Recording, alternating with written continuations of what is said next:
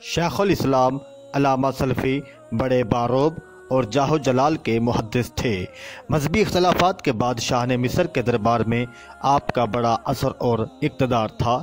حضرت مہدو کا یہ طریقہ تھا کہ باوجود عمر شریف 100 برس سے زیادہ تھی مگر انتہائی وقار کے ساتھ حدیث بیان فرماتے تھے اور درمیان میں نہ پانی پیتے، نہ تھوکتے، نہ پہلو بدلتے، نہ کوئی دنیاوی گفتگو کرتے۔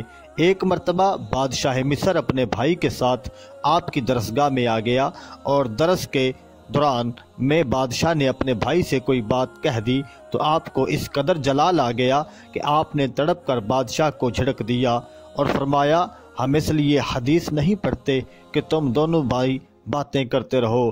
آپ انتہائی مفلسی کی حالت میں اپنے وطن سے اسکندریہ جا کر آباد ہو گئے تھے مگر وہاں کی ایک مالدار خاتون نے آپ سے نکاح کر لیا، اس لیے آپ کی مالی حالت قدرے بہتر ہو گئی اور آپ تمام عمر حدیث کے درس اور کتابیں جمع کرنے میں مصروف رہے۔ 576 میں 106 برس کی عمر پا کر دارالبقاء کو روانہ ہو گئے۔ اگر آپ کو میری یہ ویڈیو اچھی لگی ہے تو اس کو کمنٹس کریں، لائک کریں۔ بہت بہت شکریہ۔